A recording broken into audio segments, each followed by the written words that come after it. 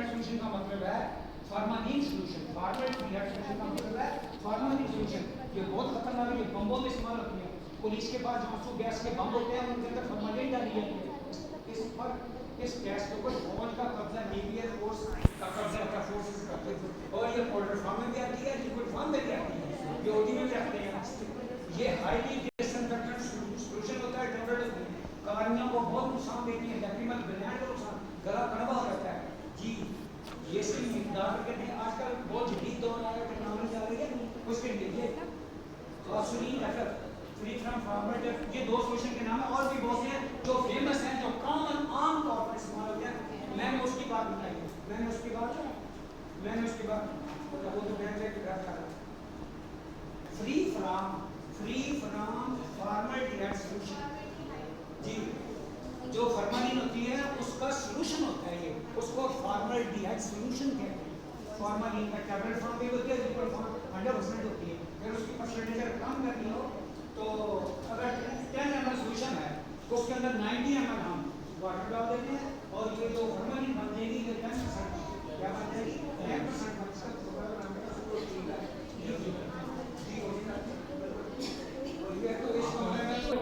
यहाँ पर आ गया। अब मैंने एक बार फिर दोबारा से इसको मैं रिवाइज करवा दूं। ओटी के अंदर एंटीसेप्टिक सॉल्यूशन इस्तेमाल होते हैं, ऑपरेशन से प्री ऑपरेटिवली भी, इंट्रा ऑपरेटिवली भी और पोस्ट ऑपरेटिव इस्तेमाल होते हैं। बायोटिक आयरन सॉल्यूशन 10% होता है, ओविडियन आयरन सॉल्यूशन स्क्रब होता है, स्क्रब करने के लिए इस्तेमाल होता है, सर्जिकल स्क्रब में भी इस्तेमाल होता है। और ये highly effective against leukocytes, B virus, C virus, rotavirus, ग्लोवायरस और ये बैक्टीरिया बेक्टीरिया फंगाई सिग्नल है। इसी तरह सुपीरियर मैच्योरेटेड है, ये वोलेटाइल होता है, ये रुकता रहता है और हाईली फ्लेमेबल होता है। हाईली फ्लेमेबल का मतलब है इसके पास माचिस की तीली जला के फर्क पड़ेगा, आग रहते हैं। तवज्जो। उसके बाद हैंड ऑफ एंटीसेप्टिक सॉल्यूशंस की जो नाम है ऑस्ट्रेलिया में होना पड़े।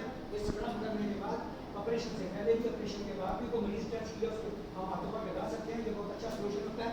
ये हैंड रब का क्या मतलब है, हैंड रब का मतलब होता है कि हाथों पर थोड़ा सॉल्यूशन डाल के जिसका असर में बोतल लगी होती है, इस तरह करके ऊपर मल और ताकि कोई बैक्टीरिया, कोई वायरस आपके स्किन पर ब्लड के ऊपर कोई बैक्टीरिया ना चढ़ सके। इस ऑस्ट्रेलियन मैन हो रहा है। उसके बाद है इंस्ट्रूमेंटेशन फैक्टर सॉल्यूशन। ये जो सॉल्यूशन आपने अभी पढ़े हैं, ये एनिमल सेल्स पर इस्तेमाल किए थे, ये एनिमल सेल्स पर इस्तेमाल करते हैं। ये इंस्ट्रूमेंटेशन फैक्टर सारे सल्फेट होते हैं, ये टॉक्सिक होते हैं, ये इरिटेंट होते हैं, ये एलर्जिक रिएक्शन ज्यादा करते हैं, ये टॉक्सिक होते हैं, ये नॉन टॉक्सिक होते हैं, नॉन इरिटेंट होते हैं, नॉन एलर्जिक होते हैं।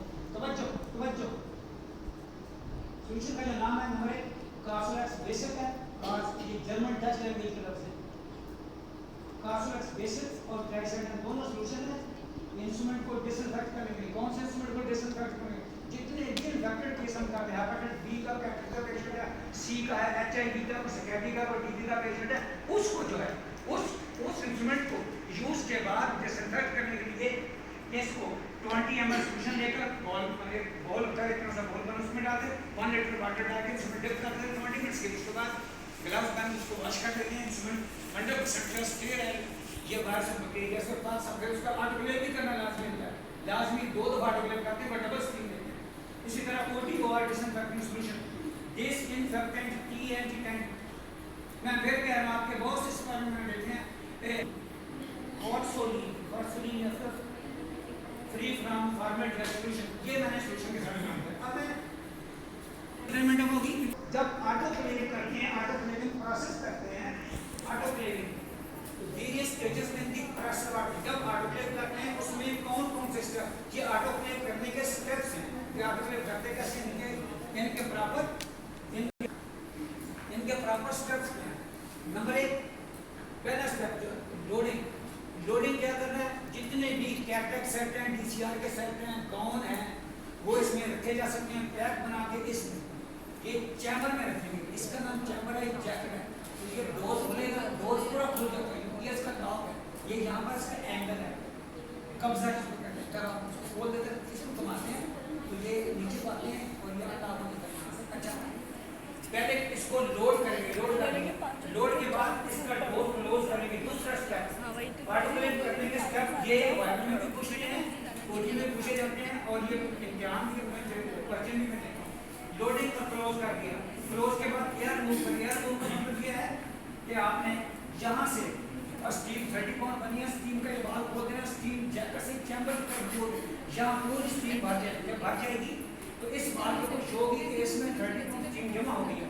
फिर ये आउटलेट का बाहर में एकदम खोल देंगे फुल प्रेशर के साथ स्टीम बाहर चली जाएगी। इसके अंदर जो एयर है, एयर स्टीम जो एयर को धक्का लगा के बाहर निकाल देगी, इसमें मुकम्मल तौर पर स्टीम होगी।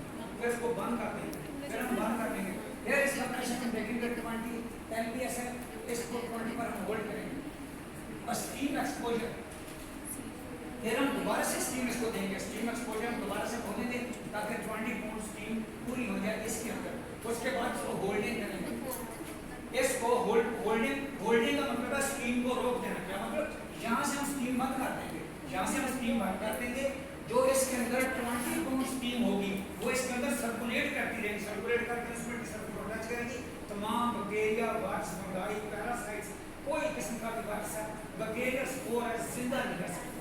इतना हाई टेम्परेचर होता है।